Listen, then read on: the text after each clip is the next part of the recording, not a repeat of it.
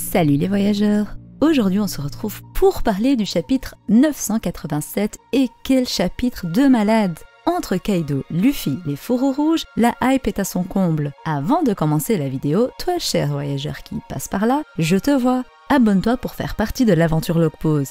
Et surtout, si la vidéo t'a plu, je compte sur toi pour me montrer ton haki du likement. Et n'hésite pas à activer la cloche pour entraîner ton haki de l'observation. Pour ceux qui ont le haki des rois, n'oubliez pas de me rejoindre sur Instagram et TikTok. Sur ce, commençons. Le chapitre 987 n'a pas de page de mini-aventures, mais on a droit à un beau color speed d'Oda en avant cette fois. Tous les Mugiwara, Jinbei compris. Comme d'habitude, nos Mugiwara sont tous aussi stylés les uns que les autres. Rentrons dans le vif du sujet, parlons du chapitre en soi. Directement, on rentre dans un flashback de Kaido qui se souvient de la blessure que lui a infligée Oden en lui disant de quitter Wano Kuni et de ne plus jamais remettre les pieds. Il se souvient de l'exécution d'Oden, de la fuite des fourreaux et des paroles d'Oden selon laquelle il ne faut pas qu'il sous-estime ses samouraïs. Comme Kaido le dit, on parlera encore longtemps d'Oden vu l'homme qu'il était. Ainsi, de retour au présent, Kaido a peur, ou du moins en a gardé un souvenir effroyable et traumatisant. Après tout, 20 ans sont passés mais sa vision d'Oden est toujours bien ancrée dans ses souvenirs, preuve qu'Oden Kozuki a bien marqué les esprits de Hyakuju no Kaido. Kaido tombe alors en arrière avec les fourreaux qui arrivent à le blesser. Au premier abord, les lames ne le transpercent pas, mais avec leur volonté, Kinemon arrive à transpercer le torse de Kaido, Kiku lui arrive à transpercer sa main, Nekomamushi l'a désarmé et retient son autre bras, et Raizo quant à lui a ses deux armes sur sa tête pour le décapiter. Alors qu'il tombe, la blessure qu'Oden lui a infligée le secoue, lui fait mal, il ne comprend pas pourquoi les samouraïs arrivent à le poignarder et il demande alors s'ils ont le Ryo d'Oden, donc le haki. La formulation choisie ici, je vous avoue, est un peu plus complexe que ce que l'on pense. Je vais donc attendre lundi la traduction officielle sur Manga Plus pour relire et surtout cette partie étant donné que Kaido dans la traduction de Scantrad ne dit pas « Auraient-ils eux aussi le Ryo comme Oden ?» mais dit « Auraient-ils aussi le Ryo d'Oden ?» Et selon moi cette différence a un sens, car si on dit qu'il possède le Ryo, donc le haki de l'armement d'Oden, on peut lier ça à la blessure de Kaido qui s'est réveillé, mais alors on peut parler potentiellement d'un genre de transmission de haki d'Oden à ses fourreaux, une chose qu'on n'a pas vue dans le manga jusqu'à maintenant, mais qui peut se faire par exemple si Oden a insufflé son haki dans les armes de ses vassaux. Ainsi, ce serait comme maître de la vie dans une vive carte, mais maître du haki, du Ryo en ses vassaux ou dans leurs armes. Et surtout, si on parle de posséder le haki de l'armement d'Oden, il est intéressant de se demander qui d'autre le possède, étant donné qu'il dit « aussi ». Revenons donc au chapitre. Kaido souffre de douleur, ce qui choque tout le monde autour de lui, et les fourreaux ne lâchent rien jusqu'à tomber au sol. Tandis que les sous-fifres de Kaido veulent aller vaincre les ennemis, ils se font arrêter par la rébellion et principalement Ryogoro et l'un des chefs Yakuza. Big Mom se demande si Kaido est mort tout en souriant, montrant que malgré l'alliance, la mort de son allié ne lui pose pas de problème. Yamato et Luffy de leur côté, eux veulent se rendre vers Kaido pour l'attaquer, mais Yamato se fait arrêter par Ulti.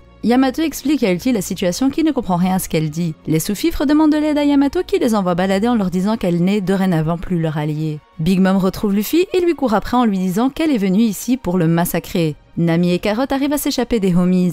S'ensuit alors Kaido qui fait face aux samouraïs en disant qu'Orochi avait raison. Il évoque alors Punk Hazard, Dressrosa et Zo, les îles où les samouraïs étaient présents dans l'ombre des Mugiwara comme Kaido le dit si bien. Il parle alors qu'en s'alliant à des pirates, ils feront face à une trahison certaine et qu'il a déjà remis Luffy en place une fois, à savoir quand il a one-shot au début de l'arc. Kinemon prend alors la parole pour dire que Luffy n'est pas comme Kaido et que c'est une insulte rien que de penser qu'il viendrait à les trahir. Il est l'homme qui se dressera un jour au sommet des mers, nous pouvons bien tous mourir, lui il sera là. L'aube se lèvera sur Wano. C'est la promesse que nous avons faite avec notre seigneur Oden Kozuki. Quel moment de frisson de voir autant de confiance de Kinemon envers Luffy et au final tous ses alliés le savent au fond d'eux que Luffy sera le seigneur des pirates et que ce rôle est crucial dans ce monde. Une nouvelle fois depuis la mort de Pedro, nous est évoquée la fameuse aube, le Dawn, qui doit se lever sur Wano Kuni pour prouver encore une fois que l'aube n'est liée qu'à Monkey dit Luffy lui-même. Dans la salle des concerts, Big Mom demande à Luffy ce qu'il est venu faire ici et il demande s'il est venu vaincre Kaido, ce à quoi il répond un gros nom qui choque Yamato, Ryogoro et les rebelles qui ne comprennent pas sa réponse. Mais Luffy vise plus haut comme toujours. Il est venu tous les défoncer, c'est la guerre totale. Big Mom en rit et dit qu'il ne peut rien faire avec la petite centaine d'hommes à ses côtés, ce à quoi Queen rigole, et ça c'était avant qu'ils apprennent que des milliers d'intrus se sont infiltrés dans le château par derrière. Il s'agit de nul autre que les samouraïs détenus à la Flower Capital, les prisonniers du Dawn, des pirates, dont Kid, Zoro, mais maintenant la présence de l'Aube est connue également. À ses côtés, il se tient un homme qui ressemble étrangement à Hawkins de dos avec ses cheveux longs, mais s'il s'agissait de ce dernier, pourquoi son nom n'a pas été cité également alors qu'il est connu de tous? Et le plus choquant dans tout ça, c'est l'arrivée de Marco et de Perospero. Ils arrivent à peu près ensemble, mais on ne sait pas s'ils arrivent alliés ou si Marco court après Perospero qui a peur de Marco, légitime. S'il s'agit d'une alliance, GG à celui qui m'avait mis en commentaire leur possible alliance. Alliance à laquelle je ne croyais pas vraiment, mais ça peut faire sens étant donné que Perospero veut reprendre la place de sa mère, la place du capitaine de l'équipage de Big Mom. Sachant qu'il était aussi contre l'alliance de Kaido et Big Mom, pourquoi pas s'allier à Marco, même si je doute que Mama laisse passer ça comme ça. À voir. Le banquet est fini, la guerre est déclarée et a déjà commencé. Kaido se transforme alors dans sa forme de dragon et invite Luffy à venir le combattre pour lui montrer qui est le plus puissant du monde. Sur lui sont accrochés tous les fourreaux qui s'en vont pour le vaincre également. Kinemon remercie Luffy pour tout ce qu'il a fait et Luffy lui dit qu'il les rejoint plus tard. Un échange qui me laisse personnellement un goût amer vu que Kinemon remercie Luffy comme s'il n'allait plus jamais le faire.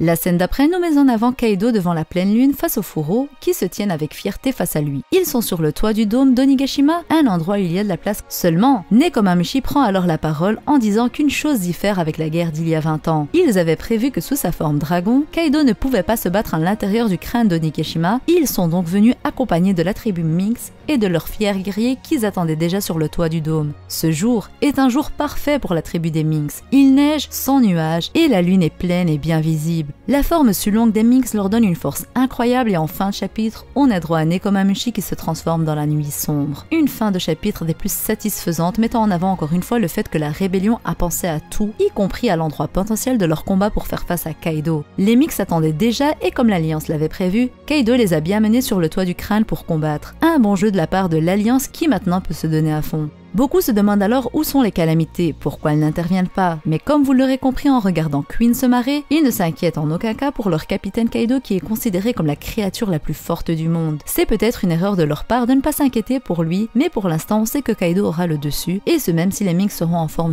longue, et principalement Inuarashi et Nekomamushi, je ne pense pas personnellement qu'ils arriveront à vaincre Kaido maintenant. Il faudrait déjà que Luffy vienne également pour que le combat soit plus équilibré. Au final, peut-être que Luffy se battra seul avec les fourreaux rouges à ses côtés contre Kaido. Dans de nombreuses vidéos, je vous parlais des potentiels alliés qui feront face à Kaido. Entre Luffy, Law et Kid ensemble, ou Luffy, Zoro et Yamato ensemble contre Kaido. Aujourd'hui, je pense principalement que ce sera les fourreaux et Luffy contre ce dernier. Yamato pourrait également les rejoindre après s'être occupé de Ulti bien évidemment. Seulement, pour Luffy, il a un autre adversaire à affronter avant de les rejoindre, et cet adversaire n'est pas des moindres, à savoir Big Mom. Après tout, celle-ci a enfin Luffy en face d'elle, c'est pas pour le laisser filer. À voir comment Luffy la vaincra, même si personnellement je ne serais pas fan qu'il la batte seul parce que pour moi, il n'a pas encore le niveau du tout, sachant qu'on n'a encore rien vu de la réelle force de Big Mom pour l'instant. Pour l'instant, on n'a vu que la surface de son fruit du démon et pour l'instant, en réel combat, elle ne l'a même pas utilisé. De ce fait, le combat s'annonce rude, mais pourquoi pas une aide de Marco et Perospero pour la vaincre, même si on sait qu'il y a King, Queen et Jack dont il faut s'occuper également. Pour l'instant, les choses ne sont pas vraiment à l'avantage des Mugiwara et de leur alliance, même s'ils mettent vraiment bien leur plan à exécution. J'ai hâte de voir comment Oda va tourner tout ça, sans pour autant rendre la tâche facile à l'alliance face à deux Yonko, Kaido et Big Mom. J'ai juste envie de noter également la différence de résistance entre Kaido et Big Mom. Kaido peut être blessé si on utilise le Ryo, tandis que Big Mom non. Elle a une résistance même face au haki de l'armement, au moins qu'à l'instar de Big Mom, Kaido a un traumatisme qui fait que sa résistance est diminuée. Pour Big Mom, il s'agissait du cadre de Mother Carmel, le seul stratagème qui a fait que Big Mom a pu être blessé à cause de son traumatisme. On peut se dire alors que Kaido également, à cause de son traumatisme de Den, a pu se faire transpercer par les fourreaux. Après à voir si le fameux Ryo qu'ils ont utilisé était juste le haki de l'armement ou s'il s'agissait de la même manière qui a été enseignée à Luffy, à savoir écouler tout le haki du corps dans une seule partie, la partie qui attaque, ce qui augmente la force du haki de l'armement. Pour en revenir à ce qu'il doit encore se passer, on attend encore des nouvelles de Momonosuke, de Sanji, de Robin et Jinbei qui n'ont pas été vus alors que de base, ils étaient au premier rang du banquet, pas loin de Hyogoro. Donc j'avoue, je commence un peu à m'inquiéter de ne pas les voir. Et puis comme je l'ai dit, je crains le pire pour Kinemon. Il est celui dont la mort est la plus probable, qui est le plus mis en danger étant à la tête des fourreaux, et ses dernières paroles envers Luffy me font peur. Et s'il venait à mourir avant que Luffy n'arrive au sommet du crâne? J'espère qu'ils vont tenir le coup assez longtemps pour tous être encore en vie quand Luffy les rejoindra. En tout cas, le chapitre était juste énorme et j'ai hâte de lire la version officielle pour en savoir plus sur la case du Ryo d'Oden. Dites-moi ce que vous avez pensé du chapitre et surtout à quoi vous vous attendez pour la suite. Personnellement, j'ai hâte de lire le chapitre 988, même s'il y a une pause du Jump la semaine prochaine, donc on devra être patient. Je vous attends dans les commentaires comme d'habitude, je les lis tous et je réponds à tout le monde. Abonnez-vous si ce n'est pas encore fait et likez la vidéo pour me montrer votre soutien. Sur ce, je vous dis à la prochaine et d'ici là, portez-vous bien. Bye.